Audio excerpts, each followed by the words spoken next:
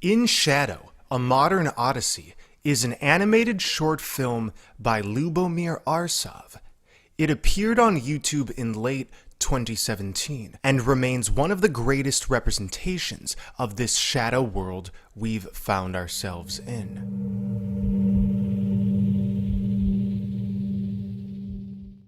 This film is an almost perfect representation of the process we have been going through. We have plugged into the earthly simulation of consciousness to observe the shadows of our innermost projected on the outside to rise into the light. This is the message of In Shadow. Let me explain. A central theme to the film is the cube, used as a symbol for a containment field. Of what's called the Platonic solids, Plato assigned the cube to represent Earth. He wrote, "To Earth, then, let us assign the cubic form, for Earth is the most plastic of all bodies." It is because the Earth as we know it has been a charade, has been a reflection of cubed consciousness. This is why the cube has been a pervasive symbol. It reflects to us our own cubed consciousness, as seen by the many black cubes scattered across the world, most notably the one in Mecca, the one in Judaism used within the tefillin, and there are many, many movies which utilize the cube as a plot device. Plato and the ancient Gnostics thought the world was a counterfeit created by an ignorant and flawed god known as the Demiurge. The narrative goes, the Demiurge trapped our spirits in this false reality, and it was up to us to free ourselves from it. This material world is Maya, illusion. But this illusion hasn't been the result of an external deity inflicting imprisonment. The Demiurge represents the collective shadow, the unresolved aspects of the living souls, which manifested as a matrix. Consciousness can only ever be directed through one's inner and energetic consent.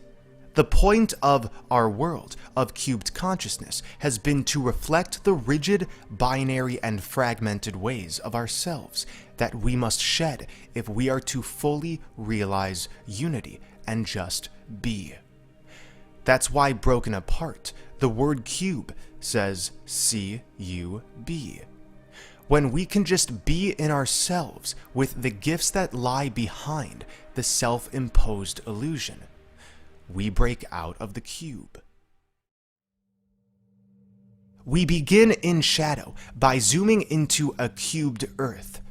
We find a central pillar within a megacity, appearing as the source of cubed energy. Cloaked figures are worshipping the cube. This is the worship of all things left-brained and bureaucratic, leaving out the nourishing breath of nurture, the true feminine. And the coming scenes depict exactly what type of inner and outer environment this creates. The cube flies by a crowd of beings. The first man it flies to has a hole in his heart. Images are shown of people in a state of bondage and equally of compliance, stacked on top of each other as they perform their mindless work tasks.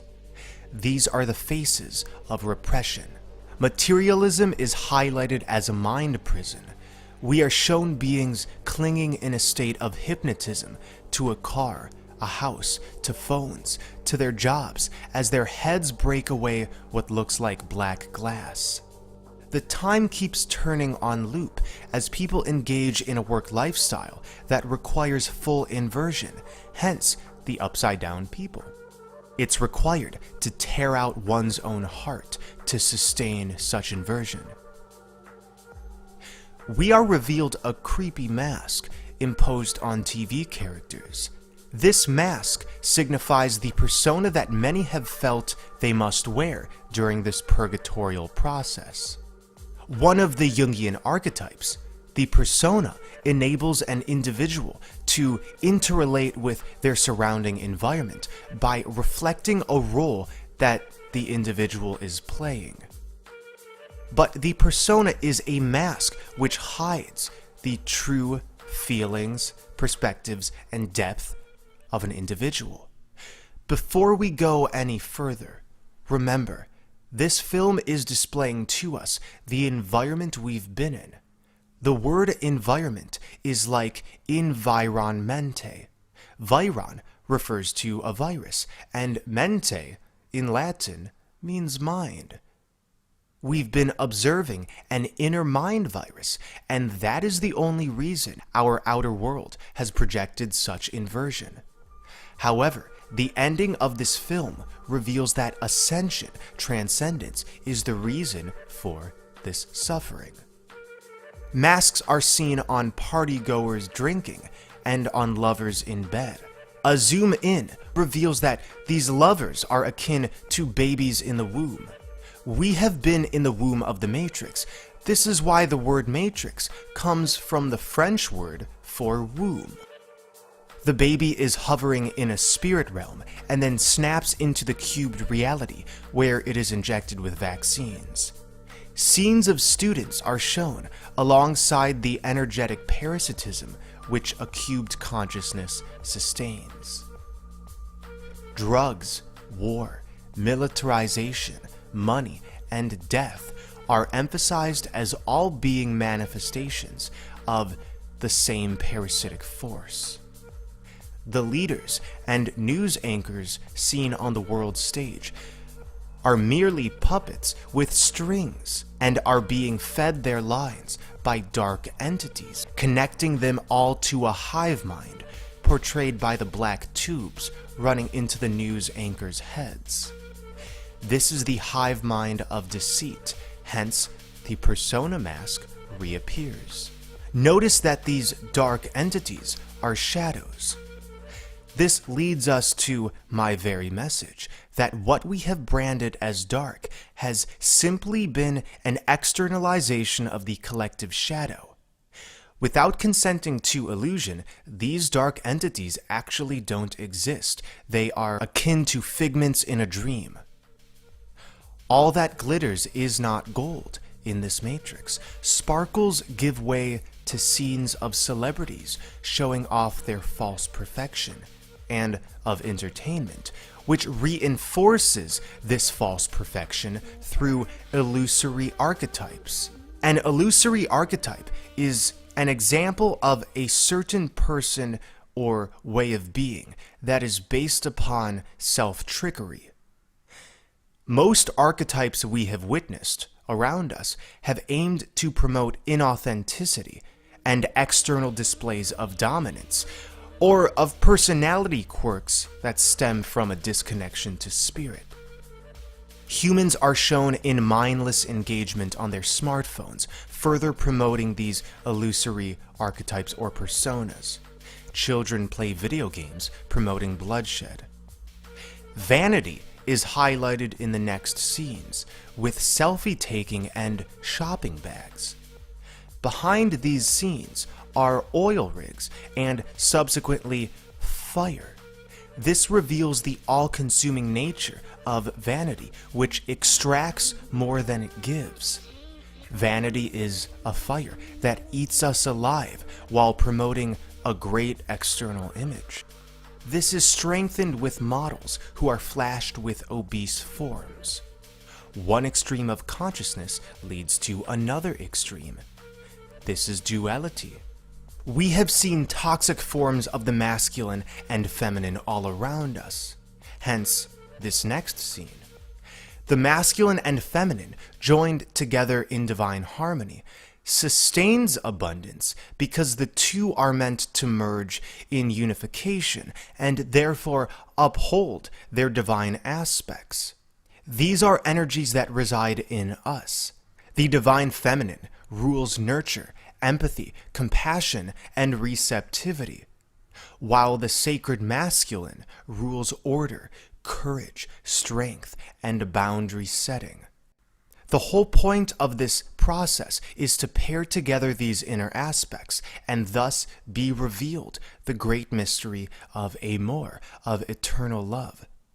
This is shown at the end of this film, but let's continue. We are taken through more imagery of broken individuals who sustain and even promote personas, all enslaved to their own consent. We see enslaved animals used for body parts to feed an animalistic population, and next, the genetic modification of our produce. Following is a scene portraying sickness as an endless hall with cheap hospital beds. This is what illusion does. It makes us ill. And a population seeped in this illusion gravitates towards the chemical drugs and potions that are offered by the pharmaceutical industry as directed by scientism. The next scenes display the stale fruits of scientism, which is the notion that science has exclusive access to the truth, disregarding anything unseen or felt.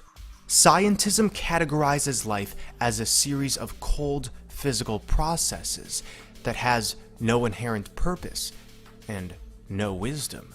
And we've all seen scientism play out. Even as the world has appeared to be getting sicker and sicker, the scientists are still upheld as the honorable masterminds of society and change. The system that is manifested, again, laces together ailments like drugs, money, and war. The natural world is depicted as being in conflict with the insatiable desires of the shadow ruling forces, which wish to bind everything in its cubed paradigm.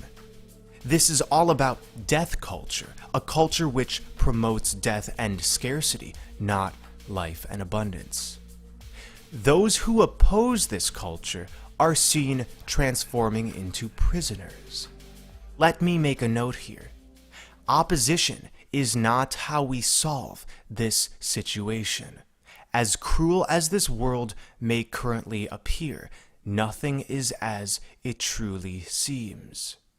We must look behind the veil to discover the energetics at play. Opposition maintains that there is an enemy that must be smited in order for us to liberate ourselves. And while that may seem to be the case, it is truly the inner journey which ultimately propels us into a state of resolution. Starve the inner parasite, starve the outer parasite. This may be difficult to understand for those who have felt in bondage to the ill workings of the outer, but remember, you are a microcosm of the macrocosm. If you do not consent to opposition, then parasitism cannot wrap you up in an energy extraction game. Thus, the parasitism eats itself alive, and this is shown pretty soon in this film. The next scenes depict corrupt deals being made to uphold slavery, specifically in African and indigenous populations, where illusory archetypes have been most imposed. A black man and white man are seen choking each other. This represents duality, going against an opposing force, which is really the same thing as you, leading to suffering. But everybody remains silent because that has been the way of things. We ate from the tree of the knowledge of good and evil, and that signified our exit from paradise. You see what I'm saying? Eradicate duality, eradicate this construct. This duality is shown in the political sphere, where two sides pretend to argue as a tactic to keep those consenting to such illusion in bondage. It seems as if our leaders have been having a glorious time, whining and dining and socializing, and even giving into their perverse ways. Once again, the cubed ways of the world are emphasized. The next scene is a turning point. We see beings breaking down even more. Their bones are showing. The parasitism has been eating themselves from the inside out and the outside in, and those who were initially worshipping the cube have become cubed themselves, twisted and deformed, slaves to their own parasitism. This is the nature of parasitism. It cannot sustain itself and therefore crumbles during these end times. The beings shown are they themselves sick, hiding in a sphere of masks, nervously guarded by their military-industrial complex. Thus begins the breakdown of this consciousness. The so-called security of this matrix comes crashing down, shown by a thin house and car falling over. Everything becomes engulfed in a sort of vortex wind as the masks fall apart and the entire illusion crashes on itself. No longer can inauthenticity reign supreme. This is what we've been waiting for. A scene shows a man's red cube breaking. The cube has served its purpose. Everything was all along just a reflection of aspects of the collective mind playing out in 3D to destroy itself. What a genius divine plan. This breakage and disillusion causes panic to all who have ignored themselves and thus the divine. As we've said many times, there are a finite number of game players here. The soulless beings of the Matrix are the masses. They are not waking up because they cannot wake up. These non-player characters are products of a secondary oversoul that developed due to our consciousness inverting through projecting the inner unconscious and subconscious outwardly instead of incorporating. So they are pieces of the collective human genetic memory that did not come from spirit into matter, but developed in matter through inverted spirit. Therefore, it's not a judgment, it is an immovable reality to say that most beings here don't have the capacity to break free from time and into the original design because they were never a part of the original design. Back to In Shadow. Everything is crumbling. A leader's suit breaks apart off him, exposing his vulnerable self. A banker is shown dead on the ground, stuffed with his own greed. Meanwhile, a masculine and feminine figure are withstanding this destruction. They are rising up towards a beckoning light.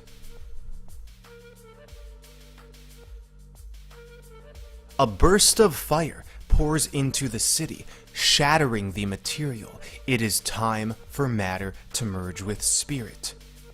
And any limitation, any contraction is expunged by expansion. The masculine is faced with the eyes of a dragon and faces this dragon through activating the heart, the 0 point. He is a living soul. This heart activation guides him upwards and above the soulless beings who remain trapped in the air. His material shell breaks off, revealing a light body. This is the light body activation of Ascension. The majestic divine feminine rises up to unify with the sacred masculine, and together they stand, sword in hand. Through this struggle, they have bridged together matter and spirit, earth and the heavens. Behind them is the tree of life. They have returned to the center, the tree of life being a symbol of the North Polar Paradise, which all of our hearts are connected to. Disturbed faces are seen in a toroidal motion, funneling into the center point, the heart space. This is exactly what we've been saying on this channel, that the above and below are manifestations of an allocated heart essence, and at the end of this purgatorial experience, all energy that sustained parasitism shall be reincorporated into the heart, giving way to a new birth. This is why a baby is formed through this merging, representing the start of a new age, a golden age of expansion, the rebirth of Christ consciousness. This video ends with eyes opening. Now our eyes are opened. This film displays what happens when we fall into a state of amnesia as to who we truly are. One does not become enlightened by imagining figures of light, but by making the darkness conscious. This is a quote by Carl Jung. It has much relevance to what we've been going through. In the Xbox Series X trailer, we are shown a black cube with a central emerald light glowing at the top. This references the Emerald Heart space, and thus the aurora at the center. The trailer involves an expanding golden halo after a burst of singularity. This golden light encodes the world, and we see video game images within the black cube. This is revealing that our world has been but a series of encoded messages and reflections from the all-nourishing light of the 0 point to return us back to the golden halo. Shadows shall transmute into halos. At the beginning of this film, we are shown 3 spheres. This reminds me of the 3 suns of the Dark Crystal series, in which when they merge, there is a great conjunction. What's the great conjunction? You tell me. The great conjunction is the end of the world! Oh, the beginning?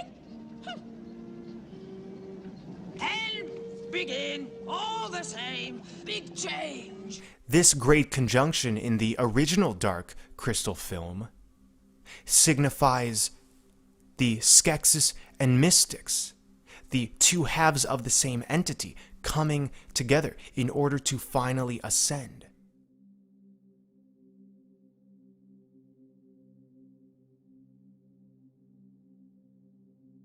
Thank you for watching. Keep up the great work.